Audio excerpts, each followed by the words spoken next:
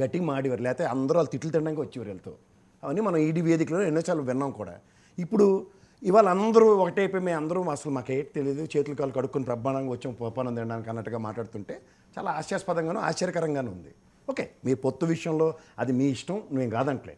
కానీ ఒక ప్రాంతీయ పార్టీ ఎజెండా అనేది డిఫరెంట్గా ఆ మానవుడు రామారావు గారు పెట్టినప్పుడు చూసాం ఒకసారి. ఎందుకంటే ఎవరెవరికో పిలిచి ఎలాంటి వాళ్ళకి స్థానాలు కల్పించారో ఆ రోజు ఎర్రనాయుడు గారి దగ్గర నుంచి ఎంతోమందిని చెప్పొచ్చు, ఇంక్లూడింగ్ కేసీఆర్ గారు, ఇలాంటి వాళ్ళందరికీ సముచిత స్థానాలు ఏ విధంగా వచ్చాయో చూసాం. ఇది ఒక పార్టీ, పొలిటికల్ పార్టీలో ఇవాళ వాళ్ళంతటా వాళ్ళు ఉదాహరణకి ఫ్యామిలీ మెంబర్స్ అందులో జాయిన్ అయినా ఆ రోజు రామారావు గారు ఒక గీత గీసి అవతల పక్క ఫ్యామిలీ మాకు సంబంధం లేదు, రాజకీయాలకు అతీతమని హరికృష్ణ గారికి 6 నెలల్లో ఎమ్మెల్సీ కూడా రెన్యువల్ చేయకుండా ఆయనకి ఇవ్వని ఉదంతం చూసిన తర్వాత తదనంతర పరిణామాల్లో తెలుగుదేశాన్ని చంద్రబాబు గారు ఎప్పుడైతే టేక్ ఓవర్ చేశారో తర్వాత జరిగే పరిణామాల్లో కూడా వాళ్ళ అబ్బాయి పెరిగేదాకా కూడా ఎప్పుడు ఫ్యామిలీ లెగసీ మెయింటైన్ కాలే. తర్వాత లోకేష్ గారిని ఎమ్మెల్సీ చేయడం చూసాం, తర్వాత ఈసారి ప్రత్యక్ష రాజకీయాల్లో ఆయన ఎమ్మెల్యేగా గెలవడం, ఇవన్నీ మనం చూస్తున్నాను.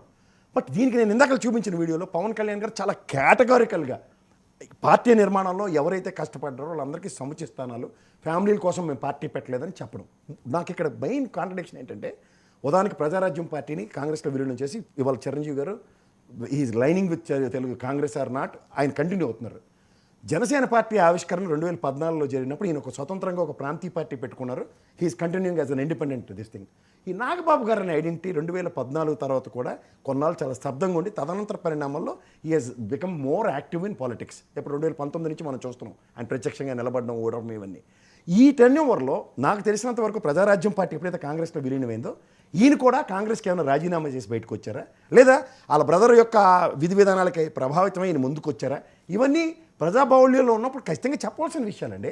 అవి చెప్పకుండా నాకు ఇవాళ సంబంధం లేదు, సౌజన్యమ్మ గారు చెప్పినట్టు ఎస్ ఆవిడకైతే వాళ్ళ పార్టీ పాబట్టుకి వాళ్ళు కష్టపడింది వాళ్ళకి కనబడుతుంది కాబట్టి నాగబాబు గారికి సముచిత, కానీ బయట చూస్తున్న వాళ్ళకి ఎలా, ఇవన్నీ విభేదించవలసిన అవసరాలు కాబట్టి వేలెత్తి చూపిస్తారు. ఆ వేలెత్తి చూపించినా మాకు పర్లేదు సార్ బాగానే ఉందంటే కంటిన్యూ అవ్వనండి. ఎందుకంటే ఎంతోమంది త్యాగాలు ఎప్పటి నుంచో వాళ్ళ పార్టీ గురించి కష్టపడుతున్న వాళ్ళు, ఇప్పుడు వర్మ గారు ఉన్నారు, సాగర్ గారు ఎంత కరెక్ట్గా చెప్పారు, ఈ రాబోయే రోజుల్లో ఎమ్మెల్సీలు డౌన్ ద లైన్ బోల్డ్ జరుగుతాయి, వాటిలో ఆయనకి సముచిత స్థానం ఇస్తామని పార్టీ పరంగా ఓన్ చేసుకోవడం ఇస్ టోటలీ డిఫరెంట్. బట్ కాంట్రడిక్షన్గా ఇక్కడ ఆయన ఎప్పుడు మాట్లాడలేదు, ఇది గమనించమని అంటున్నాను. ఇది ఎప్పుడైతే మనం వేలెత్తి చూపించే పరిస్థితి మనం తెచ్చుకున్నప్పుడు దీనికి ఎట్లా అన్నది చాలా ఇంపార్టెంట్. ఇవాళ వర్మ గారి విషయంలో మార్కెట్లో అన్ని ఛానల్ కానీ మోస్ట్ ఆఫ్ ద మీడియా కూడా ఆయన పట్ల సింపతిగా ఇలా అన్యాయం జరిగిపోయింది, అలా అన్యాయం జరిగిపోయింది, దానికి తోడు ఆయనకి పేక మీద కత్తిలా దొరబాబు గారిని జాయిన్ చేసుకున్నారు. మనకు చెప్తున్నాను, ఈసారి పవన్ కళ్యాణ్ గారు అక్కడికి వెళ్ళారు, కానీ గతంలో దొరబాబు గారి చేతిలో ఆయన ఓడిపోయిన వ్యక్తే కదా. ఇప్పుడు రాజకీయ క్షేత్రంలో ఒక స్థానం కోల్పోయిన తర్వాత 5 సంవత్సరాల వాళ్ళ మానసిక సంఘర్షణ ఎలా ఉంటుందో నాకన్నా ఆయనకి బాగా తెలుసు. ఉభయ గోదావరి జిల్లాలో ఒక వ్యక్తిని మళ్ళీ ప్రిపేర్ చేసి మానసికంగా అన్న దగ్గర ఇప్పుడు మళ్ళీ రేపొద్దున డీలిమిటేషన్స్లో 4 నియోజకవర్గాలు వస్తాయి, కానీ ఓన్ గ్రౌండ్ ఇప్పుడు ఇదే పవన్ కళ్యాణ్ గారిది ఇంది హోమ్ ప్లేస్లు ఇద్దరివి, అంచేత ఈయనకి ఈసారి ఆప్షన్ ఇచ్చారని చెప్పడానికి లేదు కదా. పిఠాపురం కంచుకోట్లాడు తెలుగుదేశానికి వర్మ గారు ఎప్పటి నుంచో ఉన్నారు. ఈ పవన్ కళ్యాణ్ గారు గతంలో గాజువాక చూసాం, నెక్స్ట్ ఇంకోటి ఏంటండి భీమవరం చూసాం. ఆయన అక్కడ రోజు చింతలపూడి గారు ఇంతకన్నా ఎక్కువ కష్టపడ్డారు, 1,00,000 మందిని సభ్యత్వ నమోదు జరిగింది సార్ జనసేన చింతలపూడి గాజువాక, మీకు బాగా తెలుసు. అప్పుడు ఎస్ మనకి అనుగుణంగా ఉందని చెప్పి అక్కడ నిలబడ్డారు. ఆ పరిణామాలు అందరికీ తెలుసు.